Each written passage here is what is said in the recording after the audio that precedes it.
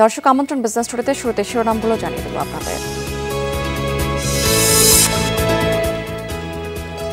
দেশে broadband internet সেবার গতি কমেছে, দ্বিতীয় সাবমেরিন কেবলের মাধ্যমে ব্যান্ডউইথ সরবরাহ বন্ধ। অস্থিরতার বৃত্তে পুঁজিবাজার, ইচ্ছাকৃতভাবে ফেলা হচ্ছে সূচক, অভিযোগ বিনিয়োগকারীদের, নিয়ন্ত্রক সংস্থার নীরবতায় ক্ষোভ।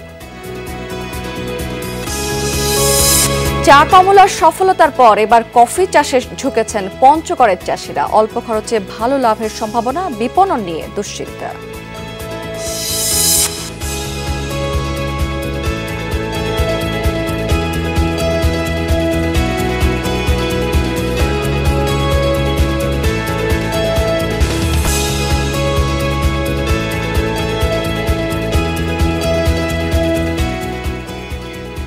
এতক্ষণ শিরোনাম দেখছিলেন, এবার চলে যাচ্ছে বিস্তারিত সংবাদ এবং পুরো সময় জুড়ে আপনাদের সাথে থাকবো আমি রাবেয়া স্মৃতি। ব্রডব্যান্ড ইন্টারনেটের গতি কমেছে, দ্বিতীয় সাবমেরিন কেবলের মাধ্যমে ব্যান্ডউইথ সরবরাহ বন্ধ থাকায় এই সমস্যা তৈরি হয়েছে। ইন্টারনেট সেবাদাতা প্রতিষ্ঠানে গ্রাহকরা সেবার মান নিয়ে অভিযোগ করছেন, তবে মোবাইল ইন্টারনেট সেবার গতি স্বাভাবিক রয়েছে। শুক্রবার মধ্যরাত থেকে এই সমস্যা শুরু হয়েছে। বাংলাদেশ সাবমেরিন কেবলস জানিয়েছে, সিঙ্গাপুরে ফাইবার কেবল কাটা পড়েছে। বাংলাদেশের পাশাপাশি আরও কয়েকটি দেশে এই ধরনের সমস্যা তৈরি হয়েছে। দ্বিতীয় সাবমেরিন কেবল হয়ে দেশে 1600 জিবিপিএস ব্যান্ডউইথ আসে। কেবলের সমস্যার কারণে এখন পুরোটাই বন্ধ রয়েছে। প্রথম সাবমেরিন দিয়ে পরিস্থিতি স্বাভাবিক রাখতে চেষ্টা চলছে। দেশে বর্তমানে 5500 ব্যান্ডউইথ ব্যবহার হয়। এর মাধ্যমে সাবমেরিন কেবল কোম্পানি 2500-এর বেশি ব্যান্ডউইথ সরবরাহ করে। অবশিষ্ট ব্যান্ডউইথ ইন্টারন্যাশনাল টেরেস্ট্রিয়াল কেবলের মাধ্যমে আসে।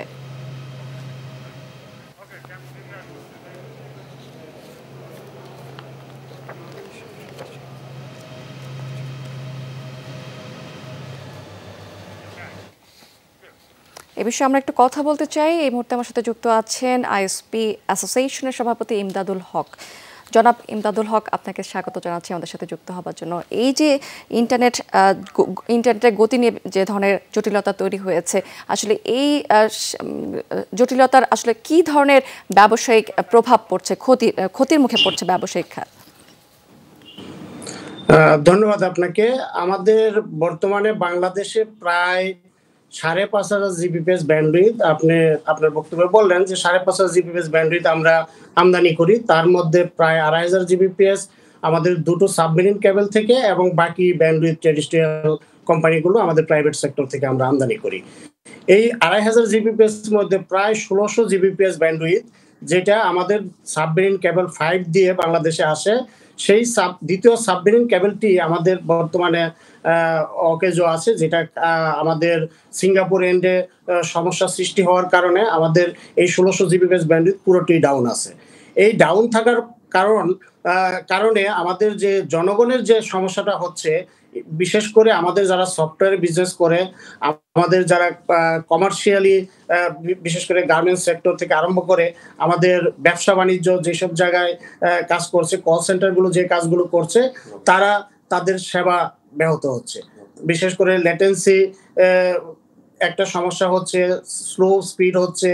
তার পাশাপাশি ব্যবসা বাণিজ্য যারা রপ্তানিমুখী যে আমাদের ব্যবসা যারা করে, তারা প্রত্যেকেই এই সাবমেরিন কেবল ইন্টারাপশন হওয়ার কারণে আমাদের গ্রাহকরা আমাদের কাছে অভিযোগ করছে। আমাদের প্রায় 1,70,75,00,000 গ্রাহক।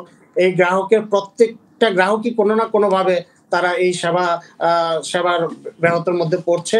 কারণ আমাদের পিক টাইম যেটা, এখন হয়তো দিনের বেলা হয়তো কোনোভাবে আমরা আমাদের সেবাটা চালিয়ে যেতে পারছি, যখনই আমরা বিকাল 4টা থেকে রাত্র 12টা পর্যন্ত আমাদের যে পিক টাইম, এই পিক টাইমে আমাদের গ্রাহকের কমপ্লেন কিন্তু ব্যাপকভাবে বেড়ে যাচ্ছে। আমাদের এই কমপ্লেন আমরা আসলে হিমশিম খাচ্ছে আমাদের কল সেন্টারগুলো এই গ্রাহকদের কমপ্লেন রিসিভ করতে। এখন আমরা সরকারকে বলবো, বিশেষ করে সাবমেরিন কেবল যারা পরিচালনা করেন তাদেরকে বলবো যে আমাদের যেহেতু দুটো সাবমেরিন কেবল সেমি 4 এবং সেমি 5, প্রথম সাবমেরিন কেবলে এখনো আমাদের ক্যাপাসিটি আছে। সেই ক্যাপাসিটিটা যদি খুব সহসাই বৃদ্ধি করে আমাদের এই সেবাটা আগের মতো নিয়ে যাওয়া হয়, তখনই আমরা আসলে গ্রাহকের যে কাঙ্ক্ষিত সেবাটা, সেই সেবাটা আমরা দিতে পারবো। তা না হলে আমাদের ইনফ্যাক্ট বিশেষ করে আমরা যারা সফটওয়্যারের যারা কাজ করে রপ্তানিমুখী কাজ যারা আমাদের ব্যবসায়ীরা করে, তারা আসলে তাদের ব্যবসা কিন্তু হারাতে থাকবে। আমাদের সিরিয়াসলি এই জায়গাটাতে কাজ করতে হবে, বিশেষ করে সাবমেরিন কেবল কোম্পানির, যাতে আমরা অতি সহসাই আমরা আমাদের এই সেবাটাকে রিস্টোর করতে পারি। আর সরকার কিন্তু এই জায়গাটাতে তাদের ব্যবসাও অনেক ক্ষেত্রে হুমকিমুখে, বিশেষ করে সাবমেরিন কেবলের কোনো সার্কিট যদি সেটা ট্রান্সফার হয়ে অন্য কোনো প্রাইভেট সেক্টরে চলে যায়, সরকার কিন্তু সেখান থেকে আর ফেরত পাবে না। তার মানে সরকার এখানে ব্যবসায়িকভাবেও লুজার হবে আমি মনে করছি। আমার গ্রাহকরা যেমন, আমাদের প্রত্যেকের গ্রাহক যেমন ব্যবসা, তাদের ব্যবসায়িক ক্ষতি হচ্ছে, তারা সার্ভিস পাচ্ছে না। এখন অনেক ক্ষেত্রে দেখা যাচ্ছে যে আমাদের শিক্ষক এবং ছাত্ররা যারা, তারা অনলাইনে কিন্তু ক্লাস শুরু করেছে। যেহেতু আমাদের এই এক সপ্তাহ অনেক শিক্ষা প্রতিষ্ঠান বন্ধ, কিন্তু অনেক শিক্ষা প্রতিষ্ঠান তারা বাসায় বসে তারা অনলাইনে ক্লাস করছে এবং তাদের প্রজেক্টগুলো তারা অনলাইনে সাবমিট করছে, সেখানেও তারা বিভিন্ন সমস্যার সম্মুখীন হচ্ছে। আমরা সরকারকে রিকোয়েস্ট করব, বিশেষ করে সাবমেরিন কেবল যারা সরবরাহ করে, যে অতি শীঘ্রই সিমি 5 এটার মেরামত যারা করছে তাদের সাথে যোগাযোগ স্থাপন করে এটা অতি শীঘ্রই সেটা পুনঃস্থাপন করা, অথবা বিকল্প ওয়েতে আমাদের এই সেবাটাকে আবার পুনঃস্থাপন করার জন্য আমরা সাবমেরিন কেবল কোম্পানিকে আমরা রিকোয়েস্ট করছি। আমাদের বিশেষ করে আমাদের রপ্তানিমুখী যে শিল্প, সেই শিল্প যদি এটা কন্টিনিউ চলতে থাকে, তারা কিন্তু অনেকেই সফটওয়্যার যারা আমরা রপ্তানি করি, বা আমাদের বাংলাদেশ থেকে যারা বিভিন্ন রপ্তানিমুখী শিল্প যেগুলো আছে, তারা কিন্তু বাইরেরা কিন্তু সেখানে হয়তো বিভিন্ন কোশ্চেন তুলতে থাকবে। আমরা সেই কোশ্চেনের সম্মুখীন হতে চাই না। সরকার সুন্দরভাবেই সিমি 4 এবং সিমি 5 দিয়ে সেবাগুলি দিয়ে যাচ্ছিল, যদিও আমাদের থার্ড সাবমেরিন কেবলের কাজও সরকার অব্যাহত রেখেছে। খুব সহসাই হয়তো সেটাও কানেক্টেড হবে আমাদের নেটওয়ার্কের সাথে। যতদিন পর্যন্ত থার্ড সাবমেরিন কেবল না আসে, ততদিন পর্যন্ত বিকল্প ওয়েতে যদি কোনো একটা সাবমেরিন ডাউন হয়, যাতে তৎক্ষণাৎ বিকল্পভাবে সেবা দিয়ে আমাদের সার্ভিসটাকে সমুন্নত রাখা যায়, সরকারকে সেই দিকে খেয়াল রাখতে হবে। তা না হলে ইনফ্যাক্ট আমরা কিন্তু আমাদের ব্যবসা হারাতে থাকবো। বিশেষ করে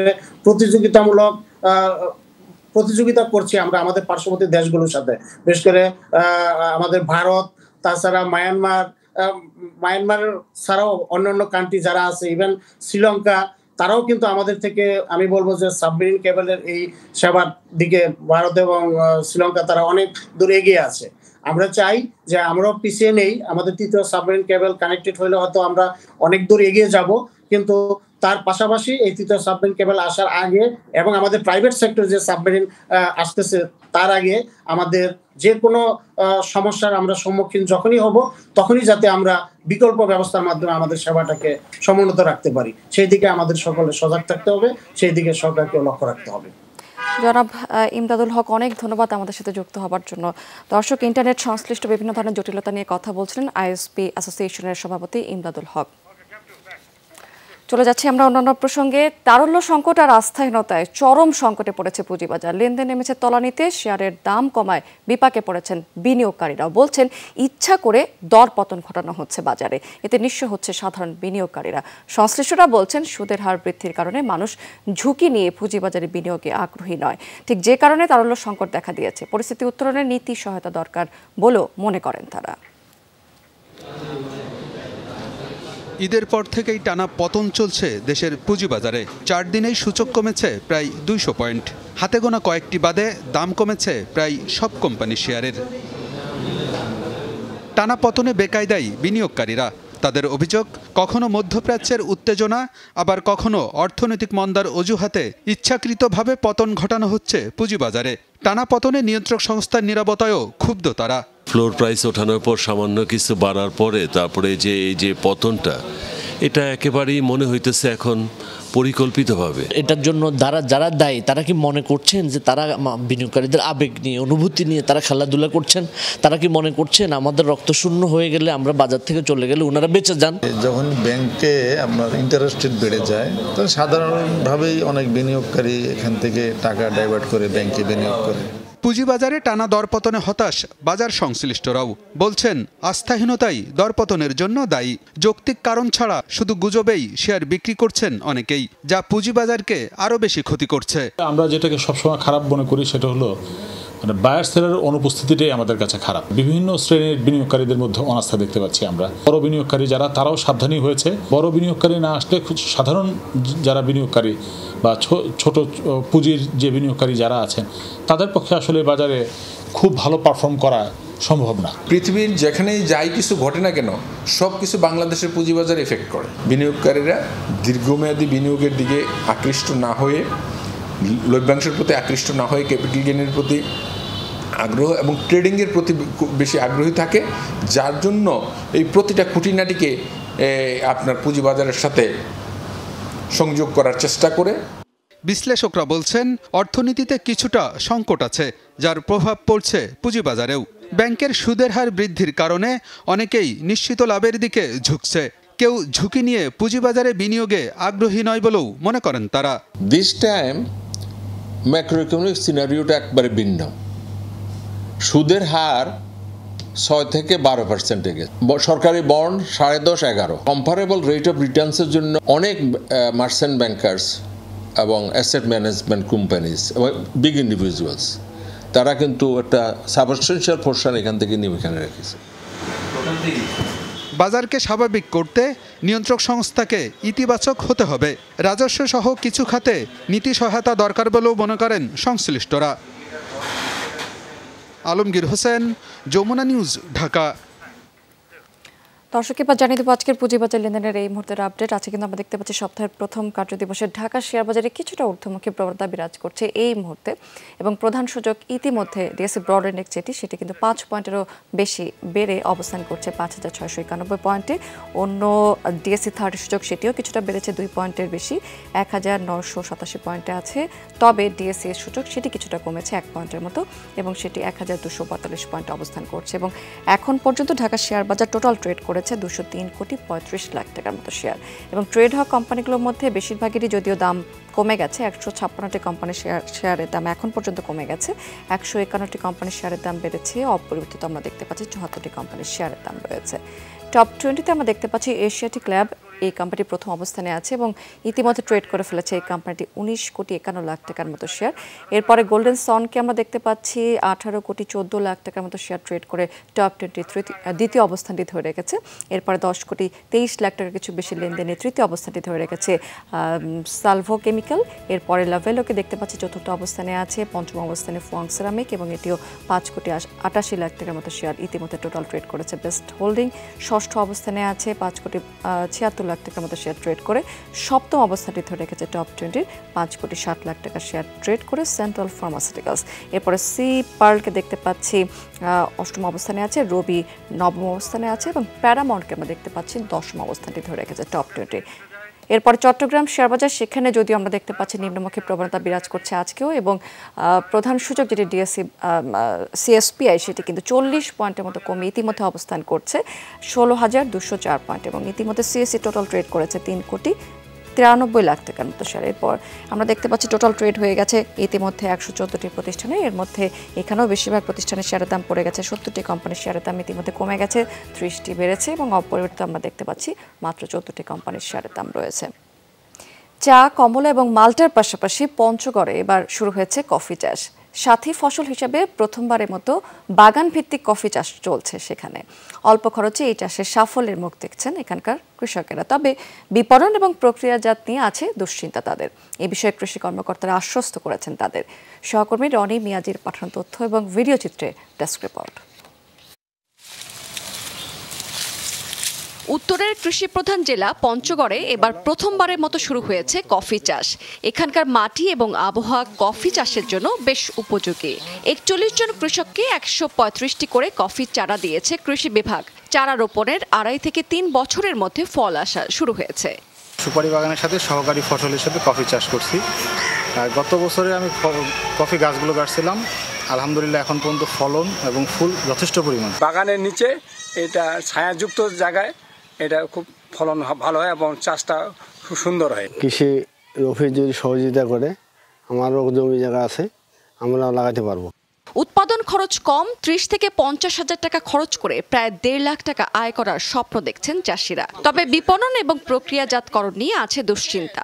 ফল আমরা তুলে রাখছি, রাখার পরে কিন্তু আমরা এটা প্রক্রিয়াজাত কোথায় করব, কি করব, এইটা আমরা এখন দিশাহারা হয়ে গেছি। চায়ের তুলনায় খরচ খুব কম, ফলটা খুব দামি, তবে যদি প্রসেস করা যায় তাহলে হয়তো কিছু লাভের মুখ দেখা যাবে, তা না হলে সম্ভব না।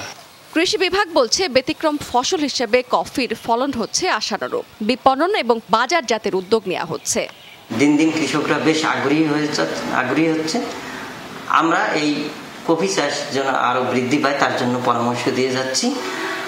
ভবিষ্যতে এটির আবাদ বৃদ্ধি পেলে বিপণন এবং প্রক্রিয়াজাতকরণ করার জন্য আমরা উদ্যোগ গ্রহণ করব।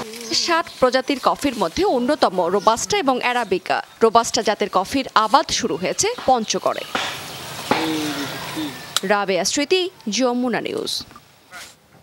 দর্শক, ছুটির পর গতি ফিরছে স্থলবন্দরগুলোতে। এই বিষয়ে আরো বিস্তারিত তথ্য জানতে আমরা এখন সরাসরি চলে যাব হিলি স্থলবন্দরে। সেখান থেকে যুক্ত আছেন আমাদের সহকর্মী মুরাদ ইমাম কবির। কবির, বন্দরের কর্মচাঞ্চলতায় এই মুহূর্তে কেমন দেখতে পাচ্ছেন এবং ঠিক কোন কোন পণ্য বেশি আমদানি করা হচ্ছে একটু জানাবেন আমাদেরকে।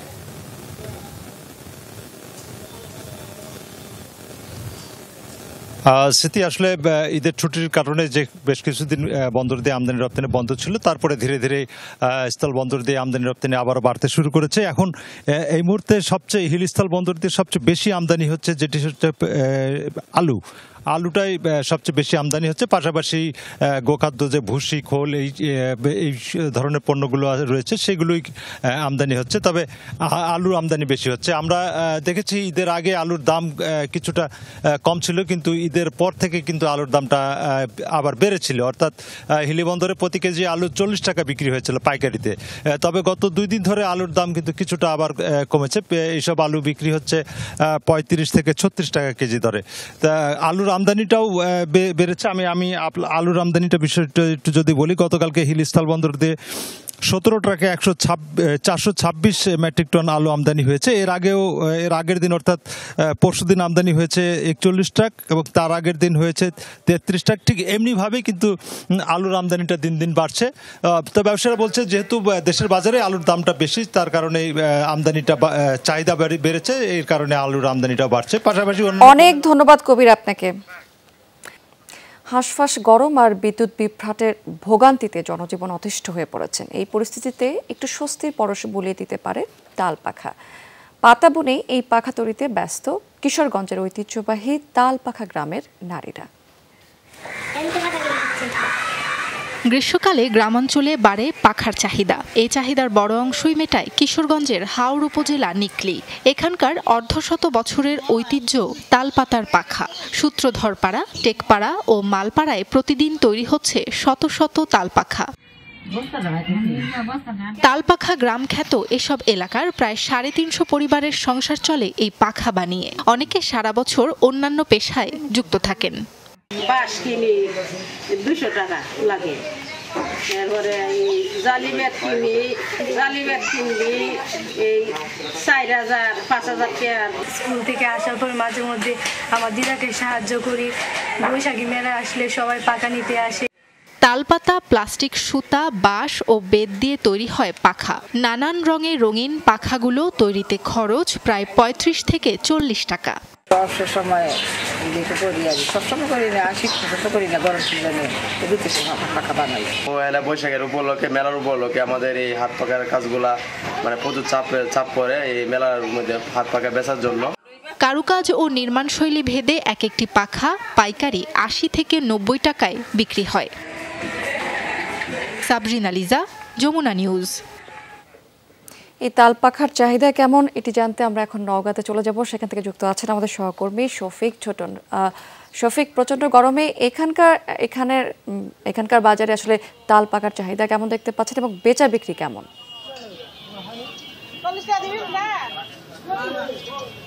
স্মৃতি, এই যে হাসপাস অবস্থা, যে তাপদাহে, সেই তাপদাহের থেকে একটু বাঁচতে মানুষ কিন্তু শীতল জায়গায় খুঁজতেছেন এবং বিশেষ করে তালপাখার উপরে কিন্তু ভরসা রাখছেন। এমনটাই আমরা দেখছি বাজারে এসে তালপাখার ব্যাপক চাহিদা।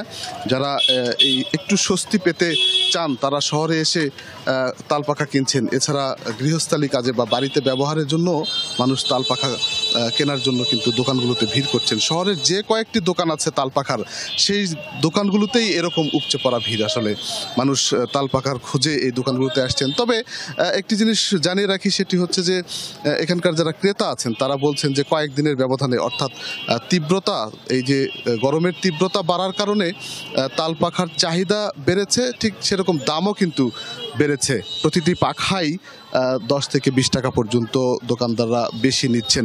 এই বিষয়গুলো নিয়ে আমরা একজন দোকানদারের সঙ্গে একটু কথা বলতে চাই, যিনি তালপাখা বিক্রি করেন। আচ্ছা, এই সময়টাতে তালপাখা বেশি দামে বিক্রি করার একটি অভিযোগ করছেন ক্রেতারা। আসসালামু আলাইকুম। আমদানি নাই, আমদানি না হওয়ার কারণে একটু বেশি দাম হয়ে গেছে, বেচা বিক্রি বেড়েছে, আমদানি কমে গেছে। যেসব এলাকায় তালপাখা তৈরি হয় সেই সব এলাকা থেকে কেমন আসছে? আসার কথা 500, আসতেছে 100, 150, 200 এরকম। তার মানে আসলে স্মৃতি সরবরাহ কমের কথাই বলছেন দোকানিরা। তবে সব মিলিয়ে আসলে যে তালপাখার যোগান সেটি অনেক আগে থেকে শুরু হয়, অর্থাৎ বৈশাখ আসার সাথে সাথেই বাজারগুলোতে তালপাখায় ছেয়ে যায় এই অঞ্চলে, অর্থাৎ বরেন্দ্র অঞ্চলে। সেখানে আজকের বাজারে বা কয়েকদিনের যে বাজার, তাতে করে দোকানিরা বলছেন যে আগের মতো আর সরবরাহ হচ্ছে না, যার কারণে দামটা বেশি, ক্রেতাকে বেশি দামেই কিনতে হচ্ছে। সব মিলিয়ে আসলে বলা চলে যে তালপাখার যে যোগান সেটি যেমন কম, তেমনি এই গরম পড়ার কারণে বা তীব্র রোদের কারণে তালপাখার চাহিদা বেড়েছে। শফিক, অনেক ধন্যবাদ আপনাকে। দর্শক, এই ছিল বিজনেস টুডে এখনকার আয়োজন। এতক্ষণ সঙ্গে থাকার জন্য ধন্যবাদ আপনাদের সবাইকে।